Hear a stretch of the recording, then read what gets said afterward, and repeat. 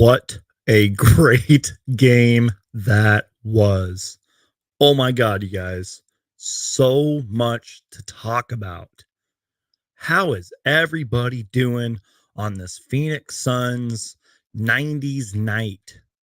Phoenix Suns 90s night, baby. Bringing back these sunburst jerseys, the sunburst uniforms of the 90s. Absolutely beautiful. They look great on the court. The only thing in the Suns Jam Session podcast, go check them out, by the way. They're great. They tweeted this out earlier saying they said something like, is anybody slightly upset that we didn't get like a sunburst themed court or that court from the 90s to go along with these jerseys? But who cares? The sunburst jerseys are back. I kind of wish they would have brought them the whole court back too as well. So we're going to wait a couple of minutes to get everybody in here. Thanks to everybody that's already in here. Shout out to my guy Applebite Music. Appreciate you being here, man. Jesse Phoenix 602. Appreciate you being here. As always, that's a cool little Suns, Cardinals, D-backs logo and everything. It's pretty awesome.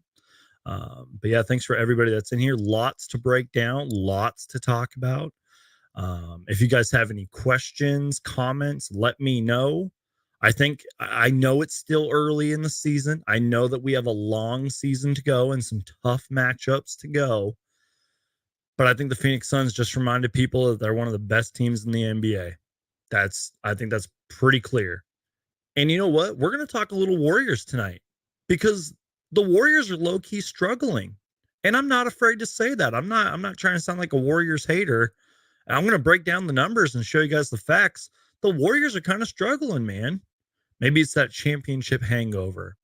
With that all being said, though, I don't think I'm going to drink this whole thing, but I've had this for a while, and it's just kind of been sitting on my shelf. I don't know why I haven't drank it yet. I have this 99 fruit punch thing. I know it's kind of blurry. You can't really see it, but it's got a lot of alcohol by volume. I'm a little scared to drink this, so I think I'm going to drink just a little bit of this, and maybe if I'm feeling pretty good, I'll drink the rest of it. So pop them if you got them, guys. Let me know what you guys are drinking out there. If I can even get this thing open. I can't even get this thing open. All right. Yeah, let me know what you guys are drinking out there, even if you're just drinking water or whatever. Let me know. Appreciate everybody that's in here. We already got 22 people in here. If you guys just missed it, I'm going to drink some, not all, of this 99 apples to celebrate. Don't ask me why I have this. I just have it. I also have a Sprite to chug it with. And then after that, we're going to talk all about this game. There's so much to talk about tonight, you guys. So let me move my microphone. I'll take a little bit of this drink, and yeah, give me a second. Cheers, guys. Cheers.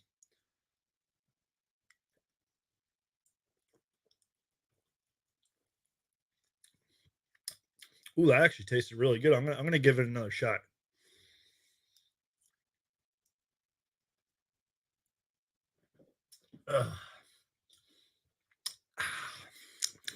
Ooh.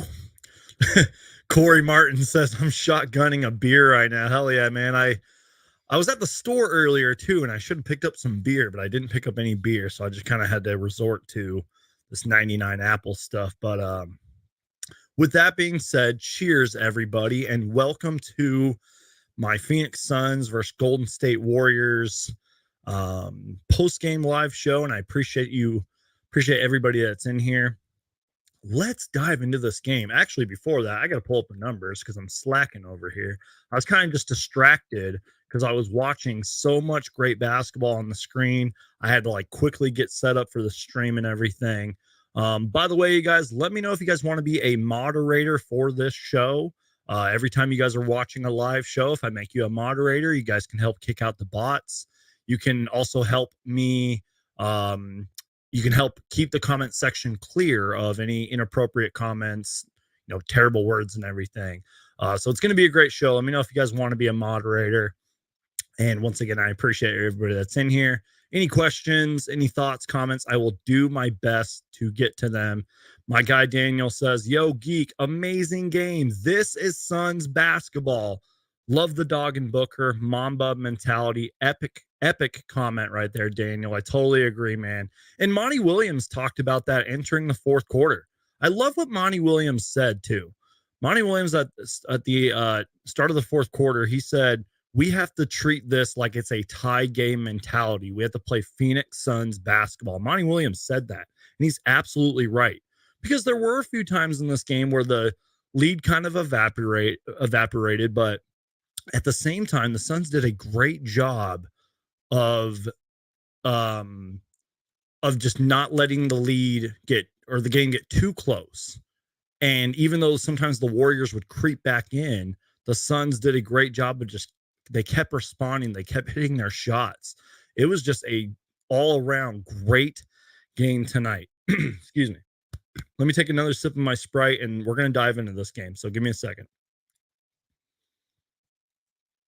All right. Let me talk about the first quarter real quick. I feel like the first quarter was really well paced. I thought that both teams were very active. Both teams were making their shots. They were setting the pace of the game. And that's an understatement because you guys clearly saw what happened with Klay Thompson and all that. And we're going to get into it. A lot of runs in this game, especially by the Phoenix Suns. And that's kind of what I was talking about. Was every time it seemed like the Warriors would get back into the game, the Suns would respond with a run, or they would just remind the Warriors, you're not getting back into this game. Cam Johnson in the first quarter had a beautiful pass to the wide open CP3, which closed out an 11-0 run. It was 20-12 at that point. Cam Johnson drew in 3 different defenders before he made that pass, left Chris Paul wide open. And by the way, you guys, Chris Paul reminded people that he can still shoot the ball. I guess he heard all of the shit that we were talking about him. Well, most of us were talking about him. And he's like, yeah, I can still shoot the ball. He was actually in the game or pregame shooting shots. And I don't think he's done that in a long time. Then immediately after that play where I can't even talk tonight, you guys. Immediately after the Cam Johnson pass to CP3, the open 3, Booker stole the ball from Draymond Green and he dunked it down. This was just a game of runs. The Phoenix Suns did a great job of just imposing their will on the Warriors, especially after Klay Thompson got ejected. I really feel like the Warriors were just shook. They were out of it. I don't know what it was. I just the body language of the Warriors, something just seemed wrong after Klay got ejected.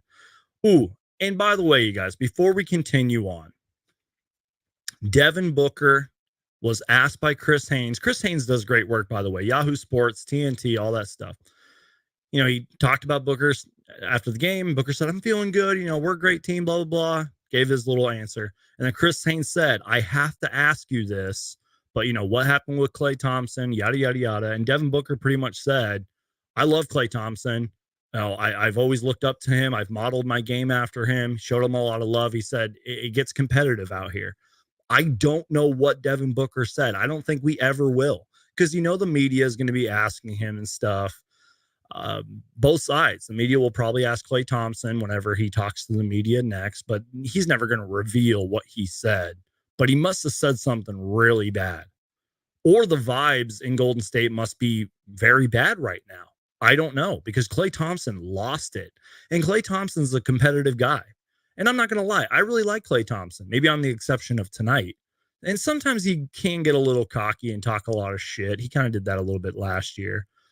But I don't know, he completely lost it tonight, you guys. And Booker must have really just triggered him tonight. Maybe, you know, ESPN stats and info pointed this out, that I think he was like 0 for 4 on shot attempts when being guarded by Devin or something like that.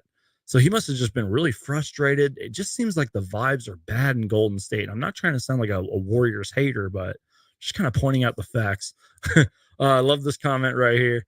Happy Jocktober, y'all. Exactly. I love that comment. Don't worry. We are going to talk about Jock Landale, who I am his biggest fan. I've made videos about Jock Landale on this channel. Please go check him out. I tweeted him out earlier today, both of those videos.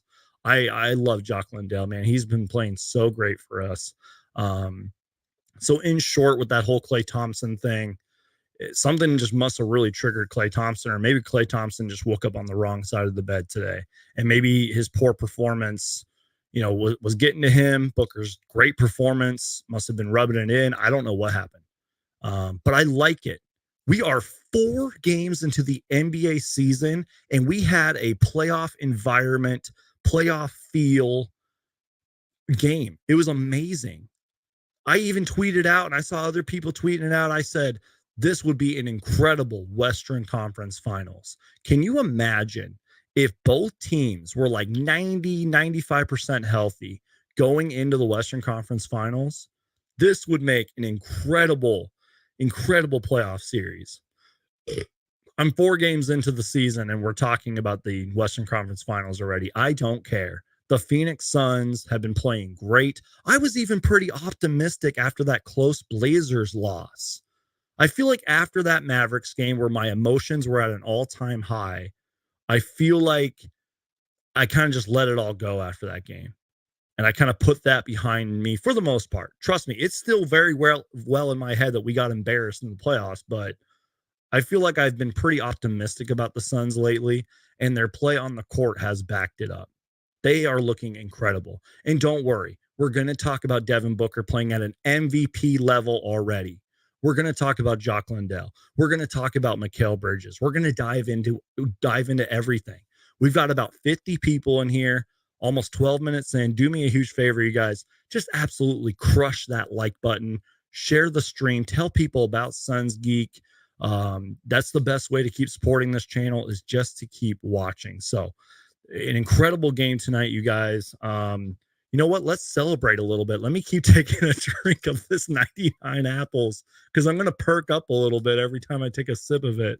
Maybe I'll just chug it all at one point. I only got like a little bit left anyways. So cheers to you guys. Ugh.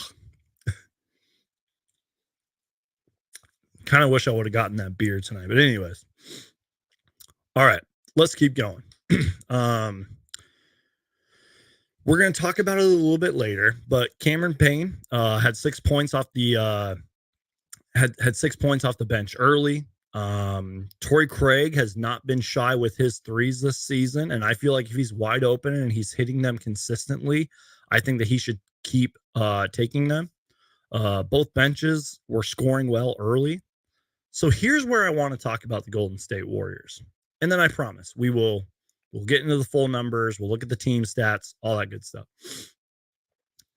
So they showed on the broadcast earlier, and Steve Kerr had some things to say after the first quarter to his Warriors team. The Warriors have allowed 30 plus points in 9 out of 13 quarters this season. Let me repeat that. The Warriors have allowed 30 plus points in 9 out of 13 quarters this season. And then later at halftime, Ernie Johnson said that they have allowed 70 points in the half in 3 straight games. Yes, the Warriors offense is incredible and their starters are great. And they're the defending champions, so I can't talk too much shit. But I'm just pointing out the facts. I think even Charles Barkley said it after the game. He said the Warriors need to work on their defense. Their defense is terrible right now. And I think the numbers back it up. Steve Kerr, you know how they show those like coaches huddles where they're mic'd up. Steve Kerr talked about too many fouls and transition defense. He even jokingly said to Chris Haynes that they're on pace for 48 free throws tonight. The Suns are. And then he gave props to his young guys. So yeah, the Golden State Warriors, absolutely no defense, like my guy Logan says. Golden State Warriors this year, no D. Shout out to you, Logan. I appreciate you, man. You're always spitting the facts on here. You're always watching, and I appreciate you, bro. And thanks again to everybody that's in here. I promise I will try to get to all of you guys. Shout out to my guy Colin, says, Geek, what a game. Let's fucking go. Alphabet Music, yeah, 70-point halves, that will kill you. Exactly. And don't get me wrong, there were times where the Suns defense didn't look like they were really into it much, but I feel like they did everything they possibly could to stop a Steph Curry, to stop a Klay Thompson. I feel like they didn't really care about paint defense tonight, and that's okay. Mikal Bridges did an absolutely great job on Stephen Curry tonight. I feel like the defense all around was really solid. And again, you guys, I've said it like 3 times already.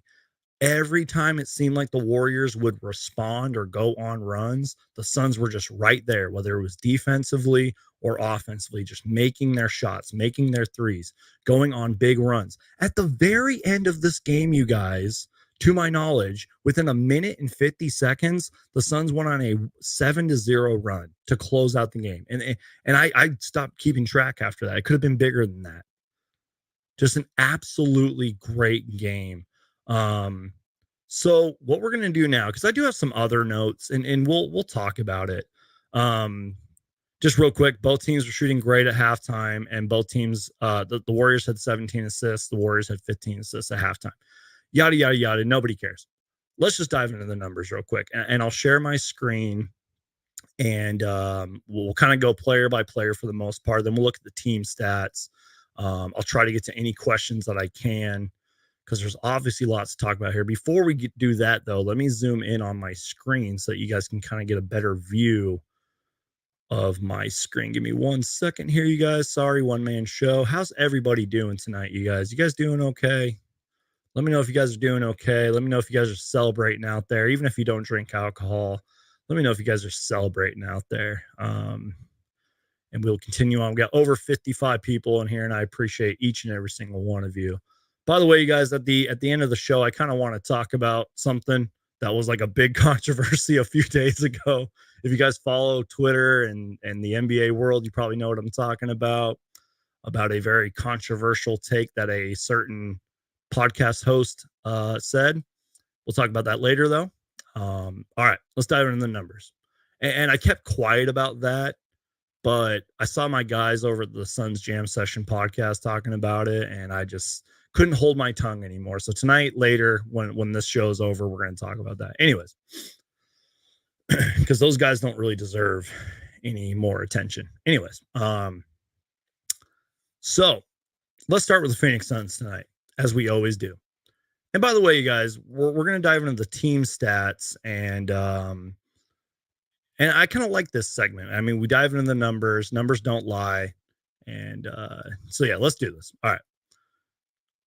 Cameron Johnson, 33 minutes tonight. Didn't have a great shooting night. 9 points, 5 rebounds. He seems to always have a very 5 quiet rebound game, which I'm fine with. That's now back-to-back games where he's had 5 quiet rebounds. He was a plus 26 in the plus-minus category, and I never talk about that category. Excuse me. I'm burping over here. He had 9 points despite only making 1 3. As I mentioned at the start of the show, he had that beautiful drive in the lane, drew in 3 Warriors defenders, kicked it out to Chris Paul for the wide open 3. Cam Johnson was pretty good tonight. Still kind of coming back from injury, though. But let's talk about Mikal Bridges. 17 points tonight, 7 for 8 from the field, 6 rebounds, 2 assists, 2 blocks, 1 steal. Only had 3 fouls. And I even posted a video on my Twitter. Follow me on Twitter, by the way. The link's down below. It's in the description. It's on the ticker right here at Suns Geek. Follow me on Twitter. I posted a video of Mikal Bridges, who was driving in a little bit. It seemed like Draymond Green was trying to bait him into passing the ball to Ayton in the low post. It seemed like he kind of baited him. I think Jordan Poole might have kind of also ran in. And Cam Johnson was open in the corner. Mikal Bridges took the nice, easy shot because it was right there for him. He looked really good offensively. And again, just everything he did on Steph Curry tonight. There was even one foul that he had where I think Curry kind of beat him. Mikal Bridges jumped a little too high, and he, kind of made contact with Curry, and he fell down, made the and one and everything. But he didn't let that get to him. He just kept playing good defense. And, Curry was Stephen Curry tonight, but I just, Mikal Bridges did all that he could. And that's kind of what I was talking about earlier about. There were some moments in this game where it felt like the Suns didn't care about defense, but I also think that they were just so focused on like a Steph Curry or a Klay Thompson or a Jordan Poole that they didn't care about like a Kevon Looney or a James Wiseman dominating in the post. You know what I mean? I feel like that was the main focus tonight, was stopping those guys. Maybe Monty Williams will tell you differently, but real quick, Stephen Curry, 21 points tonight, only 4 made threes, 7 for 17 shooting, and 8 assists. Still a reasonably good game, but not really a Steph Curry type game, even though that is pretty good numbers. I really feel like Mikal Bridges did all he could tonight. And shout out to the rest of the Phoenix Suns defense as well. Again, this was a team dominant win, great defense tonight. But let's keep going here. And we will talk about the Warriors in a little bit. We'll kind of get into their numbers and stuff.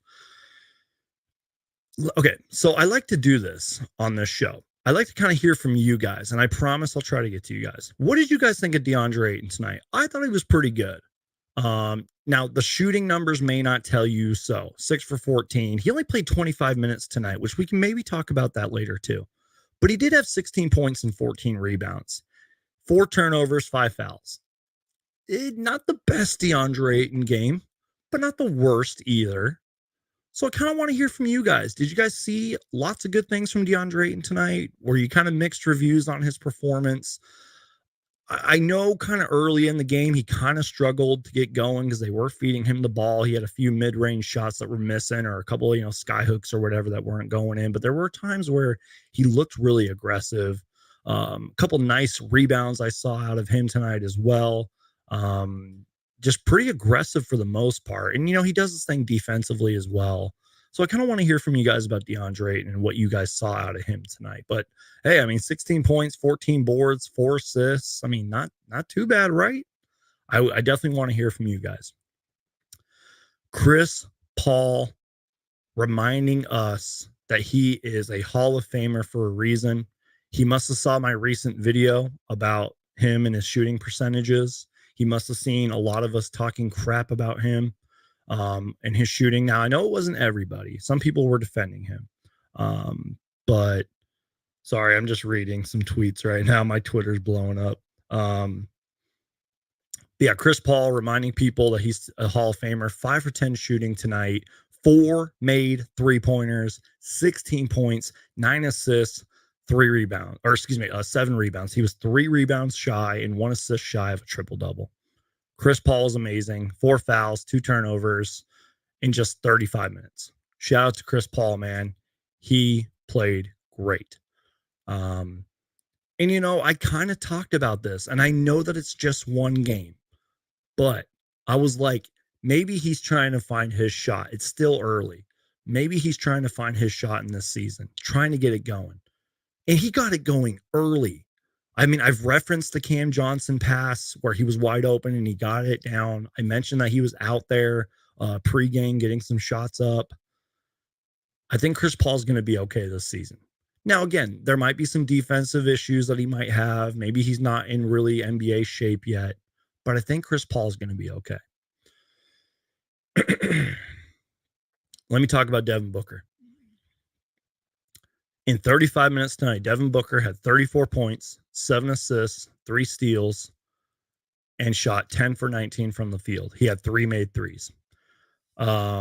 This whole stat kind of went viral a little bit. But Devin Booker is currently leading the Phoenix Suns with 32 points per game on 53% shooting and 52 or 53% from 3, 95% from the free throw line. And he has the most points through 3 games, which is now 4 games in franchise history. He came into this game with 96 points plus 34. Someone do the math for me because I'm terrible at math, but that's a lot of points. And Devin Booker is just playing at an all-star level. I also read an article that he's been attacking defenses a lot better this year, more frequently, if you will. His drives are double per game. I think he was driving to the rim 17 times a game, and he just looks so confident out there, man. Nobody can stop him from the mid-range, kind of like in the Clippers game. Didn't matter what defenders you put on him, he was going to score. He's going to drive in and get those mid-range shots. He had a 3 tonight late in this game where he was behind the 3-point line and then some and just drained it. He is just looking incredible. And I think he's averaging 5 assists as well. So Devin Booker is just playing great basketball, man. He is just playing great basketball, and I hope he keeps it up all season. It is just absolutely incredible what Devin Booker is doing out there. He deserves to be applauded. I deserve to drink the rest of this. Screw it. I said I wasn't going to drink it all, but screw it. We're going to just chug all this. I'll be a man. So we're going to chug all this. We're 25 minutes in. We got 69 people in here. And cheers to you guys. Stay tuned because we're going to keep talking about this. I want to talk about the Jock Landale show tonight. Lots more to talk about on this Phoenix Suns Warriors post-game live show. Appreciate everybody that's in here. Let me take a sip of this and we'll continue.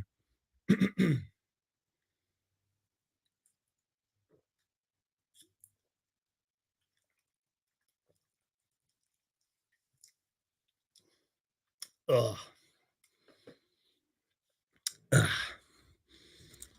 All right. Oh yeah, thank you for reminding me. Witty probably going to get traded with Crowder soon. Or Dario, or we'll talk about the Jay Crowder thing later because Chris Haynes did a great job reporting that. We're going to talk about that later.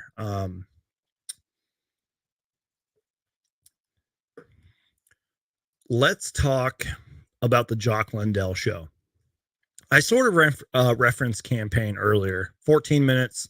He had 6 straight points off the bench early. Provided some good minutes out there. I mean, he had 5 assists, 4 rebounds. He did pretty good. Been a couple games now where he's looked pretty good. But Jock Landale. I even tweeted this out earlier. And by the way, there's a couple Jock Landale videos on my Twitter of tonight's performance and what he did. But I tweeted this out earlier. One point in this game, Jock Landale caught the ball, pulled up, made a nice 3. Okay. You're like, all right. And then I think it might have been Jordan Poole or somebody that like drove into the basket, and Jock Landale didn't block the ball, but he like altered it and contested it enough to where it missed. So on the other end, that happened right after his made 3. Then gets to the free throw line, takes the contact, makes both free throws. Happy birthday, Jock Landale. I got a burp. Happy birthday, Jock Landale, 27 years old. Sorry, I got a burp. And you had yourself a great game tonight. 22 minutes, 6 for 12 from the field, 17 points, 7 rebounds, 2 blocks. Jock Landale just continues to impress. This is everything that we saw out of his preseason and more. He just looks so confident out there. He just looks so happy. He's not afraid to take a 3 because he can hit it. He can space the floor like that. He's a great screen setter. He rolls to the basket. He takes contact. I remember last game, there was one player like he caught the ball. Paul George was right behind him. He went up, took the contact, bucket and won. Or I don't know if he made it, but still, I mean, he got it. He's not afraid, man. He's just playing. He's taking these minutes that Monty Williams is giving him and just thriving out there. And yes, there are times where he struggles. He's not like the greatest player ever, but I love what we're seeing out of him. He is everything that the Suns could have wanted out of that trade. He got traded for cash, if my memory serves me correctly. So we pretty much got him for free. With how expensive the NBA is nowadays, we pretty much got him for free. So he's playing great. He's producing out there. He's a fan favorite. One, because he's Australian and he's hilarious, by the way. If you listen to Jock Landale, he is hilarious. But 2, he just seems happy here. I think they were saying on the broadcast that he spent his whole summer pretty much in the Valley of the Sun working out here, spending time here. He was at Summer League. You know what I mean? Just chilling. He was great, man. He seems really happy here. He seems like a chill guy. Like if there was somebody I could go get a beer with, Jock Landale would be one of those people, man. I'm not even joking. So he's playing really great. And you got to be excited for Jock Landale. And there's one thing I meant to talk about last live show that I didn't get a chance to. And trust me, this is the NBA. Guys are going to hit incredible shots no matter how hard you contest, no matter how well of a contest, no matter, you put your hand up or not. They're going to hit big shots. I feel like Jock Landale's pretty good for the most part at staying on his feet and contesting shots. And there were a couple times where I think like a Jordan Poole had a nice shot on him and kind of baked him out and all that stuff. This is basketball, but I feel like he's pretty good at staying on his feet and contesting shots. So Jock Landale is great. Seriously, go back and watch the footage and just look at Jock Landale, man. He is playing so good. And you know what's exciting too? Is I think he's in his 2nd year. If he keeps this up, he could potentially be in the I call it the Rising Stars game, or rookie sophomore game, but it's the Team World, Team USA, whatever it is during All-Star weekend. That'd be fucking awesome if he can make that game and play for the Team World. That would be so cool, man, because he deserves it. He is playing so good. And, you know, hopefully he can keep it up. Don't get me wrong. I would like to see a little more Bismack out there, but maybe they're just saving him for insurance. I mean, he is a veteran in this league. So maybe they're just saving him for insurance, maybe for like a rainy day. Couple Jock Landale comments in here. Sorry if I missed your comment. Once again, do your best to get your comments in, questions. I promise I'll try to get to them. Let me see here. Jock is a definite upgrade over JaVale McGee. Jock is already way better than McGee for the Suns, no doubt. Who the F is JaVale? Jock is way better for us. Spreads the floor so campaign can be campaign. Definitely a smarter play than JaVale McGee. That's a hot take right there. Cash considerations equals Suns GOAT trade asset. Exactly. I see what you did there, man. Get a beer with Jock. I would love to get a beer with Jock Landale. Jock Landale, if you're watching this, I'd love to get a beer with you. Let's go get a beer, man. Let's see. Let me see. Just making sure. Double G's, double threes. NBA stop spamming. What? I don't know what you guys are talking about. Jock is another James Jones diamond in the rough. I remember him at St. Mary's College. Each year he got better and better. Senior year was his best. I'm not a big college basketball guy, so shout out to you, man. That excites me with how you worded that, though. How you said each year he got better and better. Because believe it or not, guys, he actually had a few good moments for the Spurs last year. There was a small stretch where he played pretty well. And I remember watching one interview with DeJounte Murray, like a post-game interview. And I think Jock Landale, like helped the Spurs win that game. And I think DeJounte Murray said something along the lines of like, Jock always stays ready. Doesn't matter if he's coming off the bench, whatever the minutes is, Jock will be ready. He pretty much said that. I would have to like go back and find that interview, but I remember that interview because I was making a video about Jock Landale and I kind of need a little bit more research. And that was one interview that I came across. So I can't stop praising Jock Landale enough. Yeah, I kind of agree with the QC here. Don't disrespect McGee, fool. Yeah, no, like I'm not. That's why I said it's a hot take. Like JaVale McGee did a lot of great things for us, you guys. Let's be real. I mean, he really was good for us last year. He just wanted the money. I understand why fans might be a little upset, with him leaving us and taking the contract and all that. But don't forget what JaVale McGee did for this team last year. He was pretty good for us. You guys are funny, man. Can you imagine having McGee right now? You guys are funny. I love you guys, man. Yesterday was his birthday, 27 years young. All right. So I've gotten this question already, and I'm sorry. Again, I'm trying to get to every comment, trying to get to everything. One-man show here. What did I think of the Klay ejection? So we sort of talked about this earlier. And just in case you guys missed it, you guys can go back and look at it. Devin Booker showed love to Klay Thompson. Chris Haynes asked him after the game. He said, I have to ask this awkward question, but what happened between you and Klay? And Devin Booker literally said, I love Klay Thompson. I modeled my game after him. Yada, yada, yada. I love Klay. It gets competitive out here. Excuse me. Do I think Klay is a little cocky? Yeah. Do I think he got way overheated and way too upset? Yeah. Do I know what Devin Booker said to him? No, I don't. We probably never will. And we're going to see what the media is saying. Maybe I missed something, but I do think Klay was a little out of line. And I do really believe this, that after Klay got ejected, the Warriors just gave up. And don't get me wrong, they fought back a little bit, but their body language was just off. Something just seemed off. And yes, I know they got 4 rings. I know, I get it. That's great, man. Good for the Warriors. You guys changed the NBA. That's great, but who cares, man? We're talking about the Phoenix Suns here. Phoenix Suns are trying to win their first championship. It's going to take a while. And I do like Klay Thompson. I really do. But sometimes he is a little cocky. So hopefully that answers your question. That's what I took away from the Klay Thompson stuff. He didn't have a great game tonight. Who knows what he's going to look like? Because last year wasn't the greatest coming back from those, injuries and all that. So I don't know. Landale or Jock Landale provides a lot on the same McGee did, but is an actual threat from three. I hope I'm pronouncing this name right. Lufa, you are an absolute legend, man. Just because the Suns won. $10 super chat. And thank you, Lufa. You are the first person to donate a super chat since I made this terrible, totally well produced, highly expensive super chat. And you guys are going to be able to watch it right here.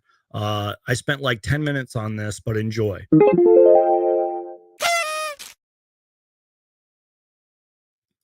Oh crap, I gotta play it again because my thing was blocking it. Okay, so every time you guys donate a super chat from here on out, this is what's gonna play.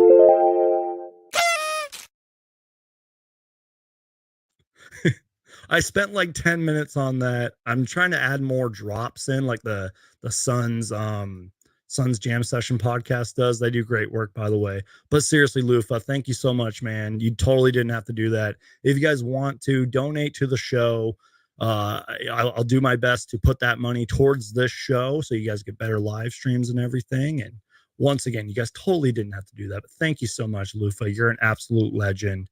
And thank you so much, man. Let's keep talking though. Lots of great things here, you guys.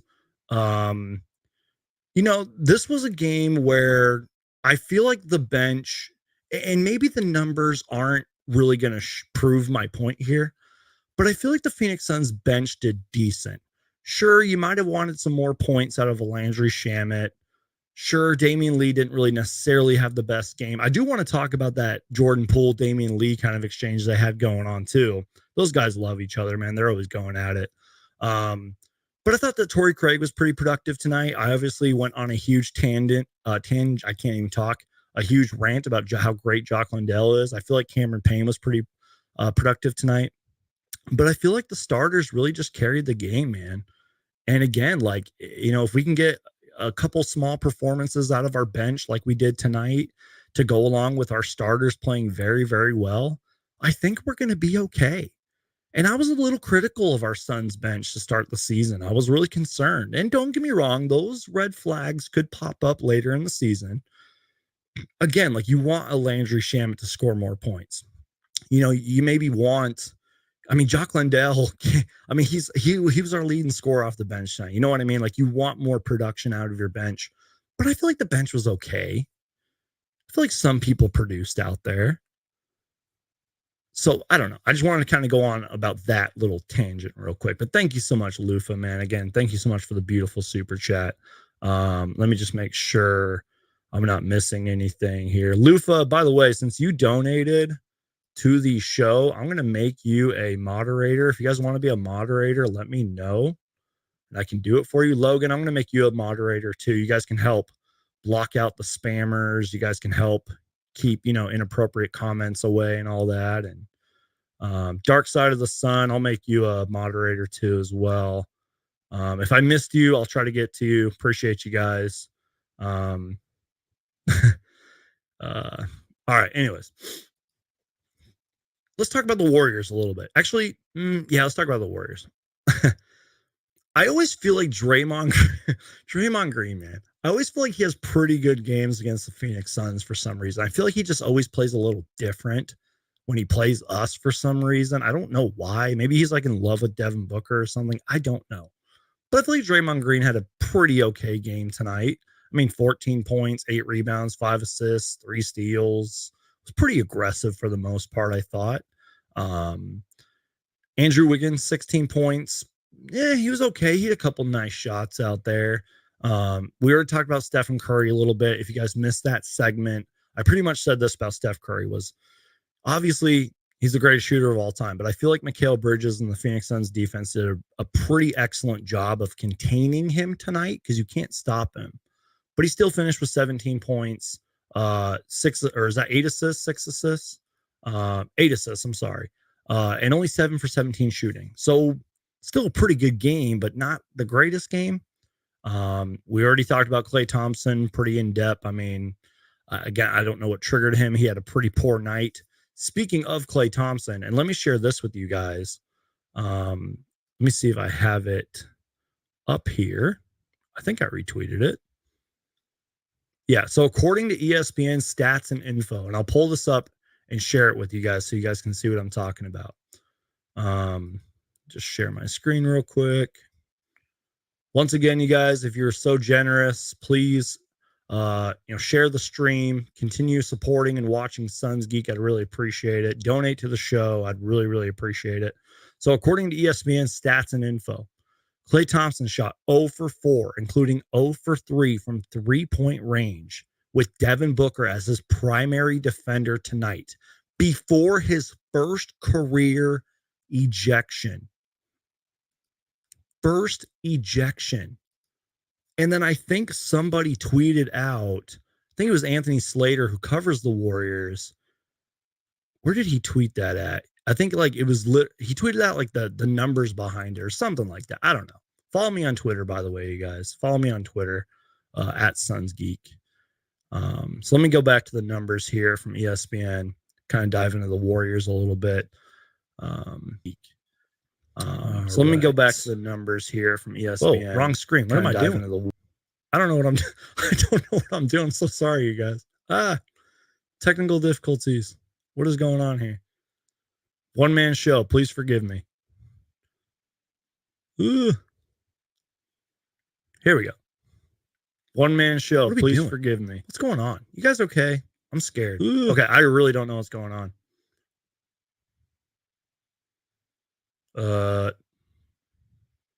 Okay, I guess I can't share my screen. Anyways, who cares? Big shout out to Paul, who says just because Klay got ejected, all in his feelings, with the $10 super chat. Paul, totally didn't have to do that, man. Thank you so much for your generosity. I appreciate you, bro. Big shout out to you, man. Thank you so much for that. Somebody said echo. Oh God, I'm scared. I really don't know what's going on. Hold on. Give me a second here.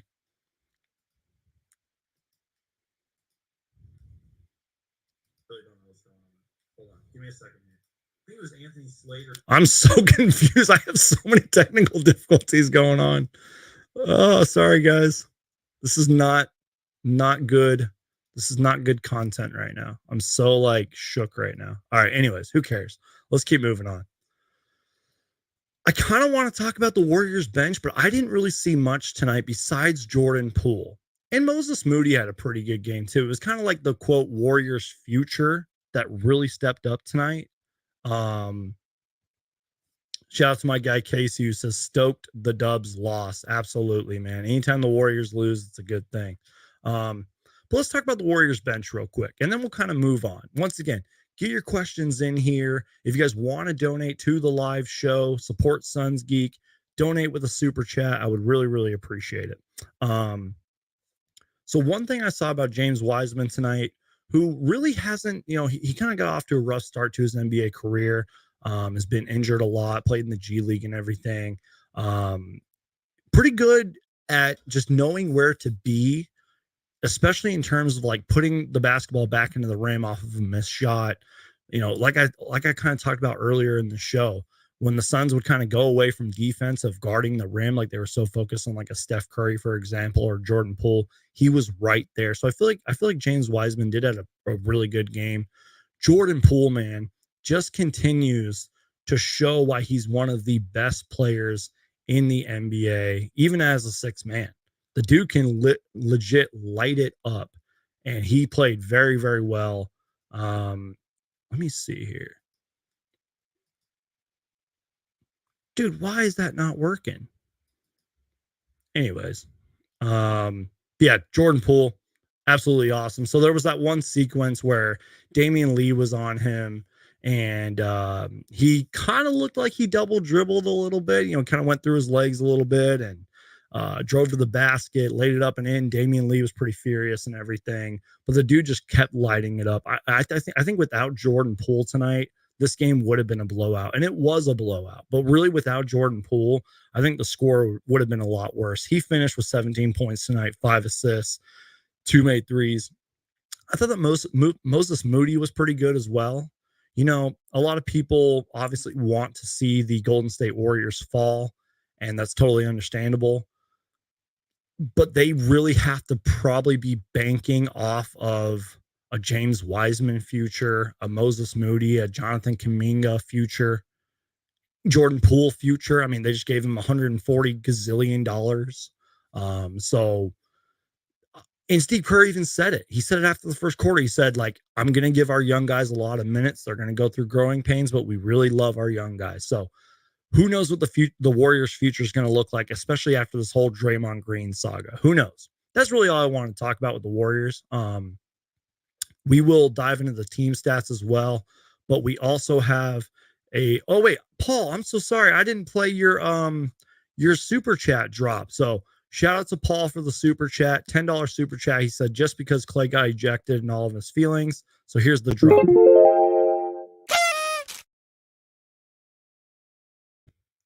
So thank you so much, Paul. Appreciate that. And we also got another super chat here from Dark Side of the Sun podcast. Appreciate you, man. Devin was all in his head tonight. Sorry, blah, blah, blah. Devin was all in his head. I can't talk. Devin was in his head all night. Also, does it bother anyone how they refuse to acknowledge us on the broadcast? First off, thank you so much, Dark Side of the Sun podcast. Let me play you your super chat drop.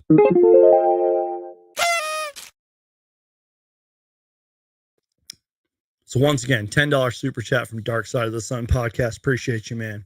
You totally didn't have to do that. I appreciate everybody's generosity. Just the fact that you guys are watching me right now, listening to me give my opinion about the Phoenix Suns is amazing. Thank you so much, man. But yes, does it bother anyone how they refuse to acknowledge us on the broadcast, especially at halftime? It was all the Warriors. Somebody even tweeted out saying something like, even if this was like a radio broadcast, you wouldn't have known that the Suns were up at halftime and the Suns have led most of this game and the Suns actually had highlights that were worth showing, especially the NBA on TNT. And yes, I know we all love Chuck and we all love Ernie and yada yada and all them and Shaq, but whoever is producing that show, they do not care about the Phoenix Suns. They never show Phoenix Suns highlights. They barely talked about the Phoenix Suns. There was so much they could have talked about in terms of the Phoenix Suns, and they didn't. And they do that a lot. And it's annoying. They just hate the Phoenix Suns, man. And I don't know. I don't get it. I even tweeted to them. I said, hey, you're going to show some Phoenix Suns highlights at the end of this game? I mean, maybe just like a couple. Maybe a couple of those Jock Landale highlights. I don't know. But once again, shout out to Dark Side of the Sun podcast. Shout out to Peter with the $10 super, or Paul, excuse me. Paul with the $10 super chat.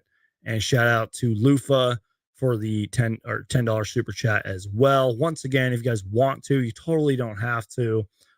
Donate to me, donate to this live show, and I will put that money towards this live show to make things better.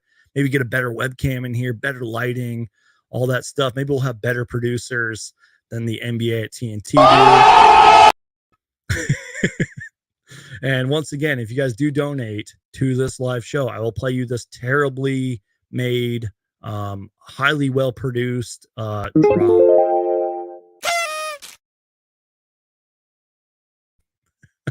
Still makes me laugh, guys. What? Bro, what are you talking about, man? Anyways, you guys, let's get to some comments here. Let me see. Double G's and double threes NBA says, fun fact, since 2020, JaVale has gone on to be traded to each team he faced in the playoffs. Lakers, Nuggets, Suns, Mavericks. To be honest, seems like he just hops on the bandwagon. I kind of agree with you, just because he kind of did take that money and he went to the enemy, you know what I mean? And and I get it. It's a good opportunity because Dwight Powell, he's a serviceable player, but he's not a starting center in this league. But yeah, you might be onto something there. So the Suns beat the two teams who were picked to come out of the West, including a nice comeback versus the Mavs, bookmaking an early case for MVP discussion, averaging 32.5 points per game. Exactly. Exactly. And, you know, it's only one game, but Chris Paul looked really good. DeAndre Ayton seems like he's kind of taking another level, if you will, another jump. Jock Landale's looking really good. Torrey Craig can actually make some threes, show a lot of effort out there. Cameron Payne's looked okay. You know, Monty Williams said something along the lines of like, I think it was Monty Williams. Somebody said something along the lines of like, yeah, us Phoenix Suns fans want all these players traded, like a Landry Shamet traded, a campaign traded, yada, yada, yada. But like, these guys are still growing. They're still learning. They're still growing as a team. And I feel like that's why sometimes we don't see those trades happen right away because these guys are still growing. Devin Booker's still growing. He's what, 25, 26 or something like that? And he's just entering his prime and he's already playing like an MVP candidate. And let me remind you, by the way, that last year, for a short amount of time, he was in the MVP conversation. DeAndre Ayton's growing in front of our eyes.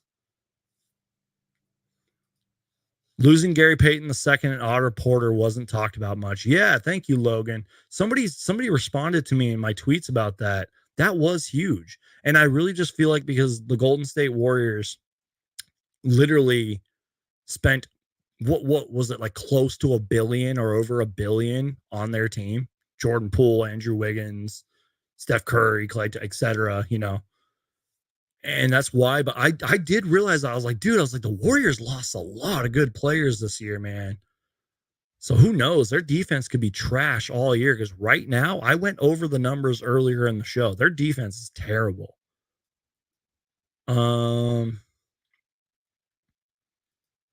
Aside from lob ability, Jock was great tonight. Was hoping to see Dwayne tonight as well. We'll probably see some more Dwayne Washington Jr. I mean, yeah, he had a pretty good preseason for the most part, but again, like I said with the Bismack Biyombo, maybe Monty Williams is kind of saving Dwayne Washington Jr. for a rainy day. That's a cute picture of your dog, by the way. The TNT broadcasters were really only talking about the Warriors. Once the Suns were up 10, 15, 20, they got real quiet. Exactly. Damian Lee is going to be a team changer, I think. I feel like he kind of already has been. And again, he didn't really have the best game tonight necessarily, but he really has provided some really good minutes for the Phoenix Suns and has done a lot of good things out there. And Monty Williams has got a lot of great things to say about Damian Lee. Harlem Vega, I appreciate you being here, man. He says, good analysis. Harlem, I'm going to try to make you a moderator as well because I've seen you in the chats before and I appreciate you, man. Let me see. Moderator. There we go. Yeah, I appreciate it. Thank you so much, man. I mean, you know, to be real with you guys, there's lots of great Suns content out there and people that can break down the game better than I can, but I just tell it how I see it. And we're going to have a long conversation in a little bit about stuff. So stay tuned for that. Please don't go. But let's get to some more comments here. Let me see. They act like they weren't the 5th largest market in the NBA. Shit's nuts. What did you think of Campaign? I kind of went over Campaign a little bit. I mean, he had 6 early points off the bench, you know, a little bit productive for the most part. He looked pretty good out there. Let me just make sure I'm not missing anything. Yeah, so Manuel says, wow, we could have been 4-0. Manuel, I want to make you a moderator too if I haven't already. I think I just did that. Okay. I understand that Blazers loss was pretty frustrating. And maybe if I went back and watched the footage, that game feels like a lifetime ago, by the way, already. Maybe I'd be a little frustrated in changing my tune. And sure, there was lots of opportunities for us to win that game. And that's where it's like we could have been 4-0. And I feel like lots of the NBA media and stuff would be talking about us more if we were 4-0. But I was pretty optimistic after that loss. And I hate losing and everything. And again, that game was super close. We were like a Jock Landale score and maybe a bad call or 3 away from winning that game. And you know, there were some other bad things that went on in that game, but you know, 3-1 ain't bad. You know, I'm happy with where we're at right now. And even though I was very negative during the Mavericks game, we still came back and won.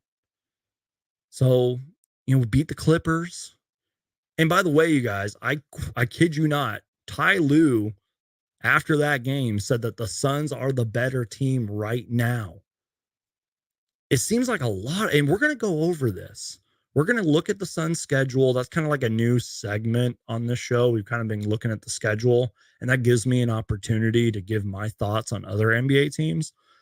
But it seems like a lot of teams are kind of struggling out the gate, man. It's weird, bro. But yeah, we could have been 4-0. That's my rant. That's my tangent. Make the free throw attempts equal. The Suns still pulled it out. Thank you for reminding me of that, because we didn't really look at the team numbers yet, and I meant to do that earlier. Ryan Cross says, I couldn't watch. How is the new bench? The bench is pretty good. Could be a little bit better, a little more productive in terms of scoring, but the bench is okay. Jock Landale's been great. Torrey Craig's been taking and making those open threes, and yeah. All right, real quick. I can't pull up the numbers though. That's probably why I'm not looking at the team stats. So, because my share screen is like tripping right now, and I can't. Anyways, I'll just go over the numbers real quick. Suns shot 51% from the field. Warriors shot 45%. Warriors made 10 threes. Suns made 12. 12 for 29 from the field, 41%. Suns won the rebounding battle tonight, 48-40. Suns had 31 assists, which, by the way, that's like their goal that they want to hit every game is 30 assists or more. Monty Williams talked about that. We only had 14 turnovers tonight, 62 points in the paint, and we only had 19 fouls. 19 fouls and 62 points in the paint. That is huge. Shout out to this nice comment here. To be honest, even though you're a Suns fan, you keep it real and unbiased. You're a more reliable source than 90% of websites. You're my go-to person for info. You cover everything Suns. Mad respect, bro. Holy crap, man. That made me feel so good right now. That just made my whole day. Thank you so much, man. I'm going to brag about this comment right here because that was awesome. Thanks so much, man. I appreciate you, bro. That felt like a whole super chat in itself. Appreciate you, man. I totally just lost my train of thought. Ooh, but Logan brings up a good point. Logan, you're the best, man. You already know that. He says, last year we were 1-3 at this point and still finished with the most wins in team history. It's going to be a great year. Exactly. It's going to be a great year. Fingers crossed. I am praying to the NBA gods that it is going to be a great year. But you are right. And the year we got Chris Paul, we went 0-4 in the preseason. 1-3, and then we won 18 straight games, and then we went 64 games to finish out the season. You know what I mean? Just absolutely, I'm so excited to be a Phoenix Suns fan right now.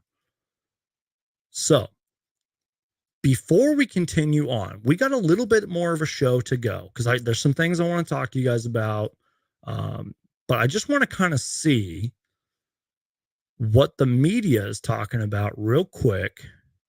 And I would love to share my screen and everything, but I don't know. Let's see. So real quick, if you guys want, here is the full Devin Booker quote about what he said to Klay Thompson. And I'll try to get to what the media is saying. Maybe we can react to some things. Hopefully this is actually working too. Can you guys see my screen right now? Let me know if you guys can see my screen. By the way, shout out to Matt Peterson. Former Sun, he worked for the Suns for years. He's a great follow on Twitter, very positive guy, loves the Suns. He actually works for the NBA. So here's what I was talking about earlier with the whole Devin Booker quote. He said, just two competitors. I love Klay Thompson. I have for a really long time, but that doesn't excuse us from being competitive and talking to each other.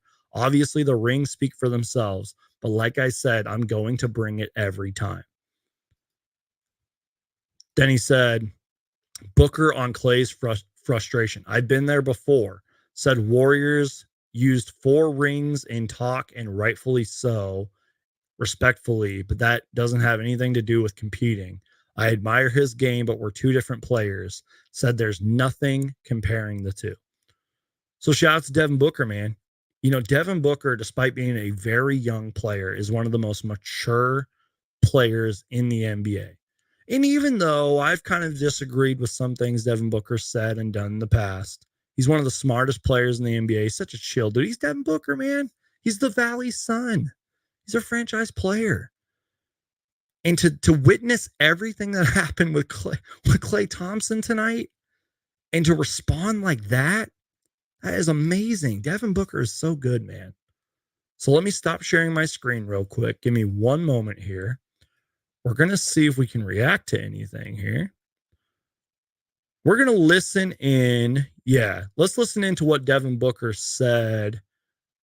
So shout out to Dwayne Rankin of AZ Central. We will react. We can probably listen to what Monty Williams said. Yeah, let's listen to what Monty Williams said first. Hopefully the acoustics are good and we can actually hear what everybody is saying, because sometimes in the arena the acoustics suck. You can't hear anything. So let me pull that up. Shout out to Dwayne Rankin once again for these clips. And let's hear what they had to say. You know, that's saying a lot about, you know, our respect for them, the attention to detail. I mean, they got to miss shots, but we just respect them. You know, we went through our session this morning to get ready for them, and it was about as focused as any session we've ever had. Guys, you know, understand that if you don't play at a certain level, you're going to get beat pretty badly. And it was a good night for us defensively. I thought emotionally we kept it together when it was starting to get a little squirrely. And, you know, we were able to make enough plays during that time where we could get back to solid, if you will. But, yeah, I mean, you feel pretty good about your defense if you can hold them to, you know, anywhere close to 20 points in a quarter, because they're so explosive and they can run off buckets in the. I mean, Poole had a session in the first half. You know, he kind of carried him for a while, and he was just making tough shots. It wasn't like we weren't playing good defense. You know, sometimes you just have to keep your mental stamina in place when they're having those runs. How much? Go ahead. No, you said you got it a little. I'm sorry, you guys. I have to just show you this. I'm bullshit you not. 30 seconds ago, Devin Booker posted this to his story. Let me see if I can hold it down because it has to like pause. Devin Booker posted this to his story with the caption, "Don't mind if I do." That is hilarious. Devin Booker is the fucking GOAT, man. Let me show you guys that again. I'm sorry, I had to interrupt Monty Williams' press conference. That is so fucking funny, man. Devin Booker's a freaking GOAT, bro. Anyways, so speaking of Devin Booker, we can listen to Monty Williams real quick, but then we got to hear what Devin Booker said post-game. Can you guys hear everything okay? Is everything going okay? By the way, if you guys are still watching, which I truly appreciate everybody who's still in here, still got a little bit more of the show to go. There's some other things I do want to talk about. We're going strong. We're over an hour. So let's listen to the rest of Monty Williams here. Total in 5 minutes. What was that like coaching through that? And just, like you said, you thought your guys kept their cool pretty well. Well, I mean, I can't, two competitive teams, you expect some of it. And so I can't lose my focus during those moments. I'm trying to stay as even keeled as I can when those sessions happen in the game, so I can be calm enough to make a good decision. But we expect it. We talk about it a lot. For whatever reason, when we play some of the top teams in the West, it just happens to go that way. I think both teams want it. I don't think it's personal at all. I think we just respect them. They're champions, and so they're going to get our best because they are the best. And so I think a lot of the emotion is just out of being competitive.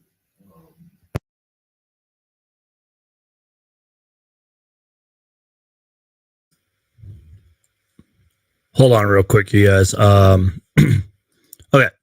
I know that sometimes we Let me just mute this real quick. Let me stop sharing. We're going to listen to what Devin Booker said in a minute. I know that sometimes Monty Williams has bad rotations and everything. And I know that there's some Monty Williams critics out there. But Monty Williams is just such a great person. And just listen to what he said there, man. Like, they're the defending champions. They're the best. We got so much respect for them. This game gets competitive. I have to keep my cool as a coach. I freaking love Monty Williams, man. I'm sorry. Just, he's the coach of the year for a reason. He's been such a great piece. That's an understatement. I mean, without Monty Williams, I really don't know where we would be. Who knows if Chris Paul would even come here without Monty Williams? I mean, I know that Chris Paul came here really for Devin Booker, but Monty Williams is like a core piece of our success. And I just love that speech. So now we're going to listen to what Devin Booker had to say finally after the game. We're over an hour in. Appreciate everybody that's in here. We're going to listen to what they're saying. Get your questions in now, comments. I'll try to get to all of them. And let's hear from Devin Booker. Once again, shout out to Dwayne Rankin from the AZ Central Arizona Republic. Appreciate him posting all these videos. And here we go. Oh, hold on. I got to be able to hear it too. All right, here we go. Can you guys hear everything? Let me know. Not putting ourselves in those situations that we had the first game over, back in the whole game. I want to ask about, obviously, you and Klay. It looked like on the sideline you guys started chatting, and then it went from that to something beyond that. Just take me through what happened with that. Just two competitors. I mean, in my post-game interview, I said it. I love Klay Thompson. I have for a really long time, but that doesn't excuse us from being competitive and talking to each other. I've always admired his game. How he plays on both sides of the ball. And obviously the rings speak for themselves. Like I said, I'm gonna bring it every time. What do you think led to him just going there? Like he got far more upset than you did. Just having a tough night. I think everything plays into that. It's frustration. I've been there before, and what they have. They have 4 rings, so they're gonna use that in all the trash talk, rightfully so, respectfully. But I don't have nothing to do with competing. You kind of touched on this, but you said trash talk with the rings. Like, what was said during your guys' back and forth? They have 4 rings. Repeated over and over. And they do. So was that fueling like you even more like, okay, you want to go there? I'm going to. We're like, I said respectfully, I admire his game, but we're 2 different players. We play a different brand of basketball, a different type of basketball. So if anybody's trying to do any type of comparison, there's nothing there. How do you Wow. Devin Booker, man. And look, during that whole speech, I was like listening, but I was also like scrolling through Instagram. By the way, follow me on Instagram at Suns Geek on YouTube. You know that like House of Highlights and Bleacher Report and all that, they're going to post the whole, I got 4 rings and Klay Thompson's great. And they're going to make the Suns look like they were the bad guys tonight. Don't believe those narratives. You know what I mean? And people can post what they want. They can share what they want and they can say what they want. By the way, we're going to talk about that later. But just remember what the real story was tonight, that the Suns absolutely dominated the Warriors. And Monty Williams is a great coach, and Devin Booker is playing at an MVP level, and Chris Paul is Chris Paul. And you know what I mean? Just sometimes narratives are different than what actually happened. You know what I mean? And you real Suns fans know. So let me just make sure we're not missing anything else. Yeah, I think we're pretty good on the whole media stuff. I just kind of wanted to listen to what they had to say. Let me just make sure we're not missing anything from NBA Twitter. And okay. Sorry, I just saw something I didn't really like. Anyways, Yeah, so get your guys' questions in. Any questions, let me know. And then I really do want to kind of get something off of my chest just to kind of put it to bed. Something that happened a few days ago, which I'm sure you guys already know about. It wasn't me, somebody else. And I kind of just want to give my thoughts on it. So Jose says, just impressed with Booker's consistency so far. Thank you for bringing that up, Jose. This is kind of like a question. I hope that Devin Booker can really keep this up. And I really mean that. Because one, the Phoenix Suns need it. He's our best player. He's our all-star. Devin Booker can give you 30 points or more at any given night. So we need Devin Booker to be consistent like this all season. And don't get me wrong, there's going to be some games where he's going to struggle, might only put up 20, which is still really good in today's NBA. And, he might have nights where he shoots very poorly or gets into foul trouble or whatever the case may be. But I really hope that Devin Booker can continue to keep this up. And like I mentioned earlier, Devin Booker is getting to the free throw line more.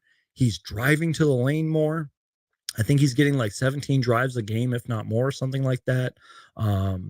Just dominating from so many levels of this game. His shooting percentages are insane right now. I think it's like 53, 52, and 95. Most points throughout the first 4 games in franchise history. He needs to keep it up. He needs to be consistent. I hope that he can continue to grow. And I hope he can be an MVP candidate. And if he's not an MVP candidate, continue to be an all-star. Continue, make the all-star team and be selected early on like he was last year. Just absolutely incredible. Devin Booker, I could talk about Booker all day, man. He's one of the greatest Phoenix Suns of all time. And it's no question. George says, what's up, Suns Geek? What's up, man? Appreciate you being here. Pelicans beat the Mavs tonight without Zion, Ingram, and Herb Jones. Any quick thoughts about that matchup before Friday? Logan, you're freaking awesome, man. Thank you for this question. So we're going to do a couple things. We're going to answer this question. I'll try to get to any other questions that I can.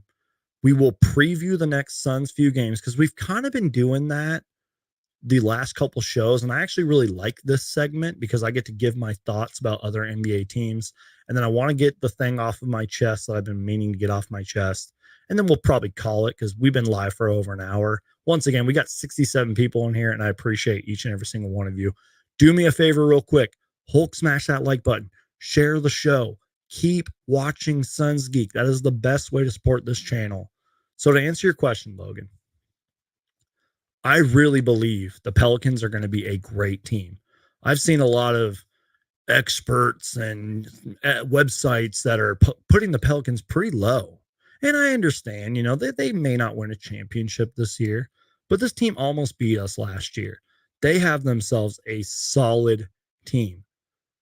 And yeah, they didn't have Zion tonight. They didn't have Ingram. They didn't have Herb Jones, who, by the way, you guys are probably like, who the heck is Herb Jones? Herb Jones is an excellent defender with great size. Think of like a discount Mikal Bridges. I'm serious. He is that good of a defender. They have some other players on their team, Jose Alvarado, who you guys might remember from last year's playoffs. A great coach in Willie Green, great staff, a great GM. I think they're going to be a lot better than people predict. And I am pretty excited for Friday's game. It's going to be tough either way. The Suns can't go into that game. Let's say the Pelicans don't have those 3 that we just mentioned.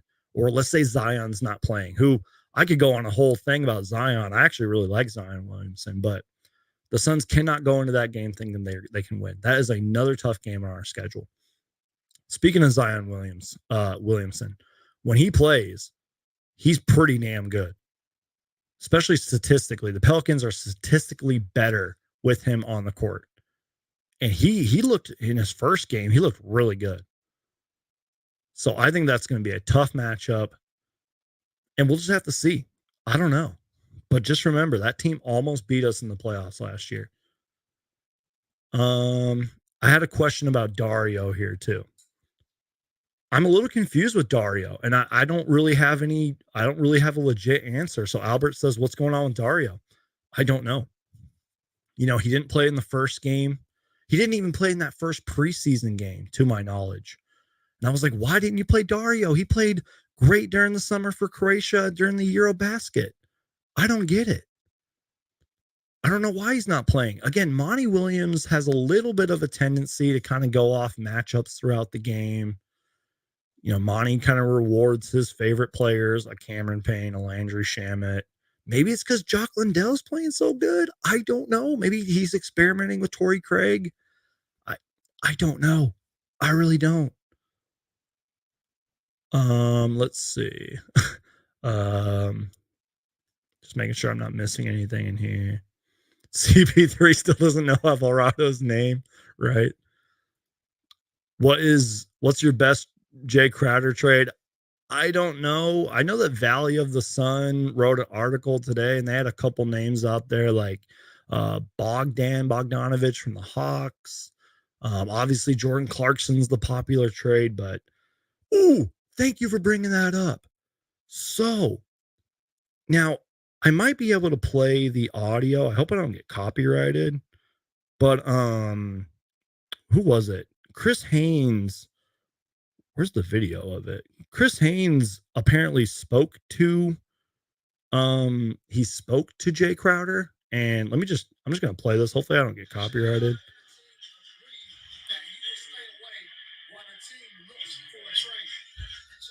Can you guys hear that?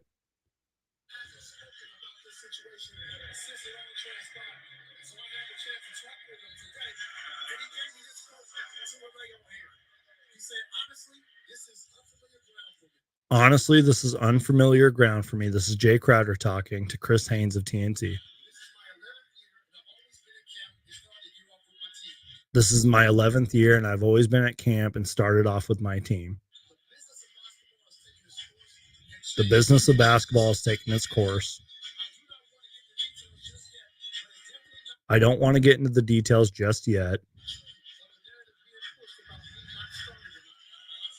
But the narrative is that I'm not starting. He says something like that.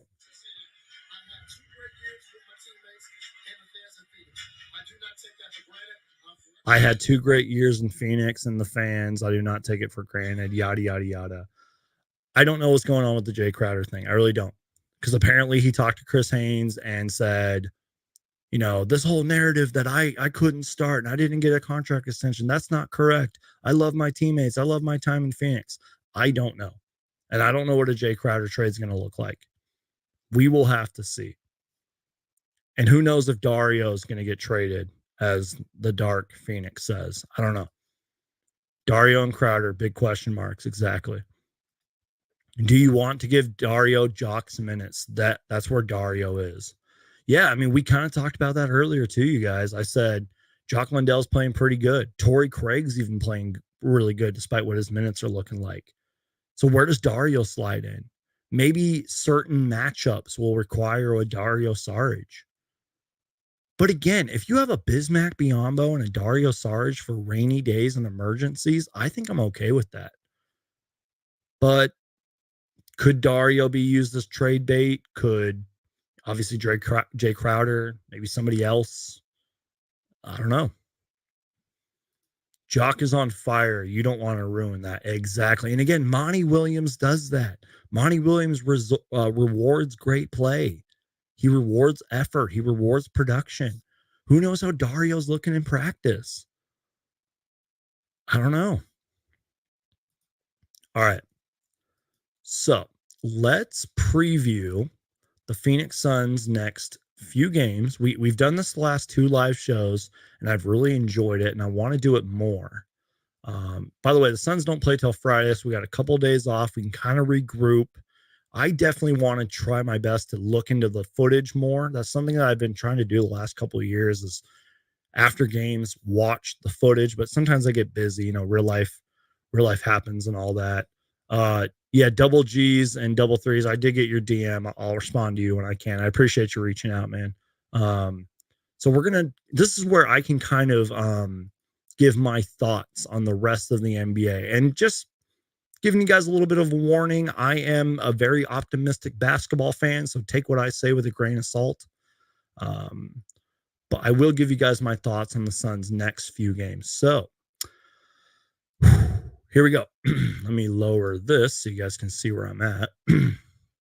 So we got a couple games off. Hooray. We're 3-1. Hooray. Our next game, I kind of just previewed it in a way. The Pelicans. They are a very good team. Do not sleep on this team. That is going to be a tough game. We are at home. Someone brought this up in my last show that we have the next, 5 games at home? Houston Rockets on Sunday. You know, they're young. They're rebuilding. They got Jalen Green, Alfred Sengun, Jabari Smith Jr., KJ Martin. I think, you know, it could be, I don't know.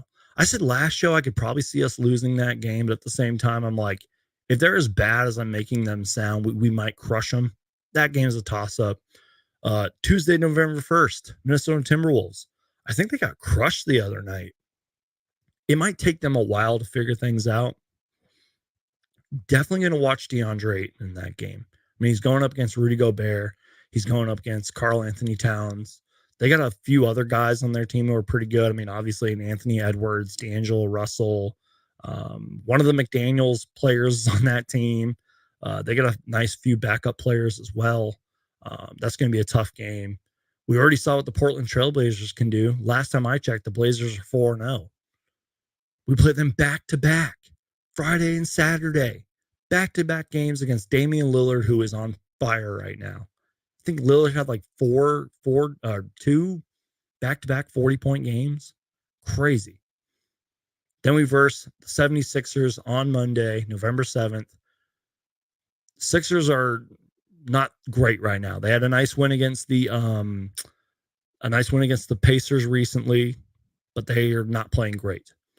Then we play the Timberwolves again. Then we play Paulo Banchero and the Orlando Magic, who have a really good player by the name of Franz Wagner, and they got Cole Anthony. Then we play the Miami Heat. I have mixed feelings about the Miami Heat. Eric Spoelstra is a great coach. No matter who's on that roster, he's a great coach. Then we play the Warriors again, November 16th.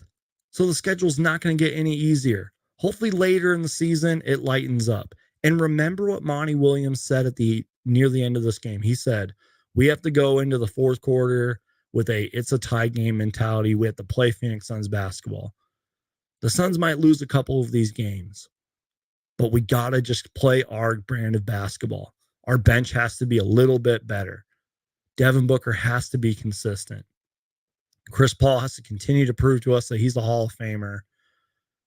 DeAndre Ayton's got to be DeAndre Ayton in the best way possible. I could preview the rest of the games, but we'd be here for like an hour. So I think I'm going to end the show on that, but I do want to get something off my chest. So I'm not going to say the name of this particular podcast because they've already gotten enough attention. I'm pretty much salting the wound here. And I understand if you guys click off the show at this point, you guys don't want to hear me rant or complain. But there was a particular podcast recently who just randomly in the middle of the show, these two clowns decided to go off on a tangent about how if you are not credentialed, if you don't have media access and you're not in the locker rooms interviewing the players, that your opinion doesn't matter.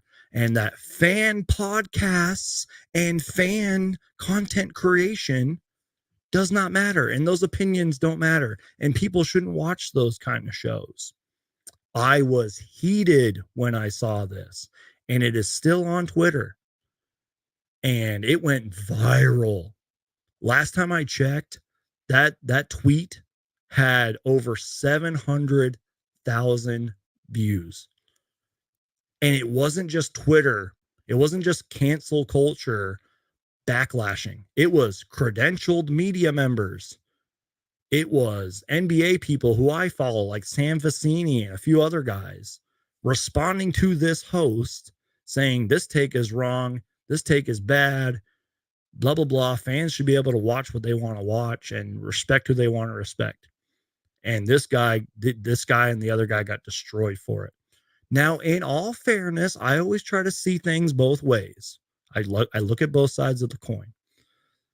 The host did apologize because he is on a major network and he made himself look terrible. His podcast looked terrible. He made his colleagues look terrible as well. and it was bad. I mean, if you guys don't know what I'm talking about, go look it up. It was bad. So you're like, Sons Geek, what's your point? You're just ranting you're complaining, man. I pretty much just wanted to say that I truly 110% appreciate each and every single one of you. I have done this for a very long time. I have, you know, I'm just a fan. I mean, look at my wall. Like, I am just a Phoenix Suns fan. You guys just heard me go on about a few NBA teams. I am a basketball fan. I love the NBA. I am positive about every NBA team, no matter what their situation looks like, because I have witnessed bad Phoenix Suns basketball for 10 years. So I'm going to be optimistic about a lot of NBA teams. So I truly 110% appreciate you guys. Tonight we had 3 different super chats in here for people who were willing to donate their money to listen to me talk about the Phoenix Suns. And you totally didn't have to do that, and I am forever grateful. So in short, I am just a Phoenix Suns fan who loves content creating, who loves making videos, who loves talking about the Phoenix Suns.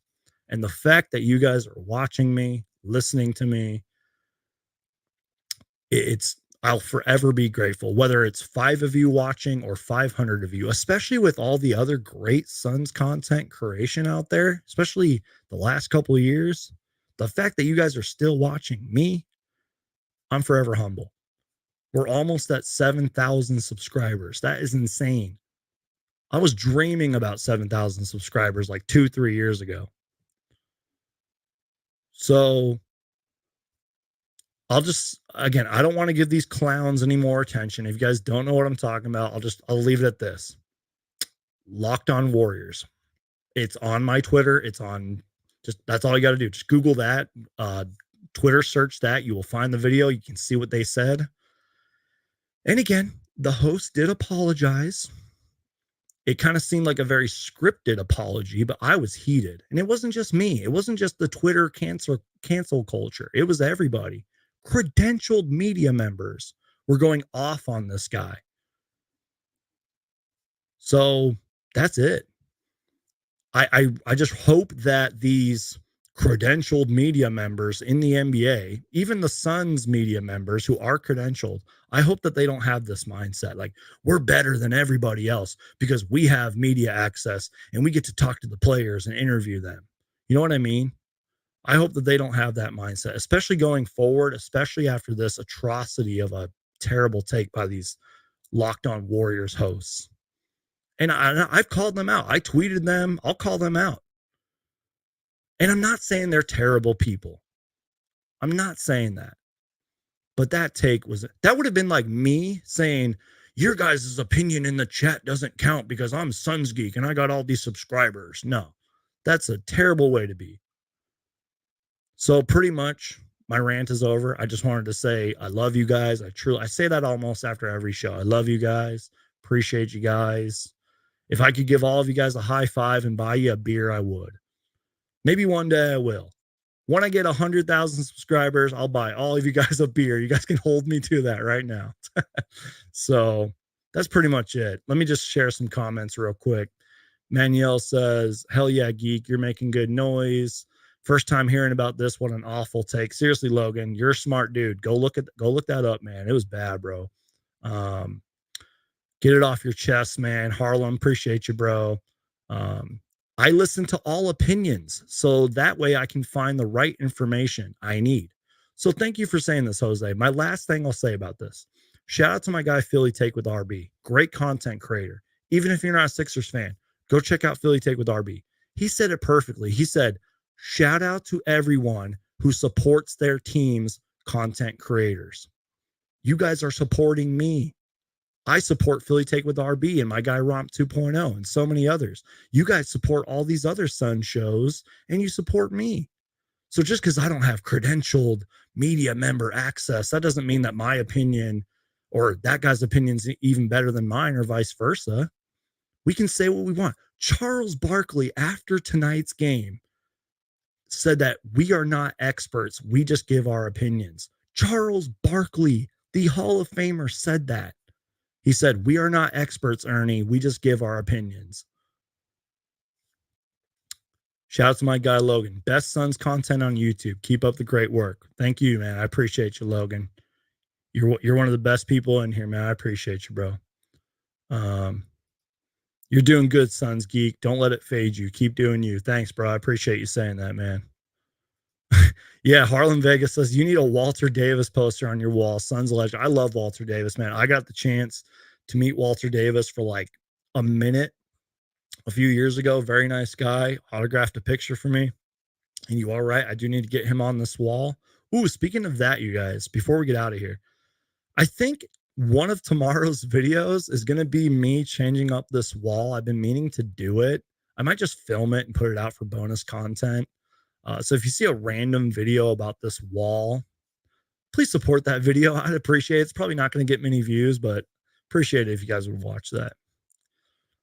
Trent says, you have the best Phoenix Suns content and bring awesome energy. Thank you so much, Trent. I appreciate you, man. Manuel says, God bless, Geek. God bless you, man.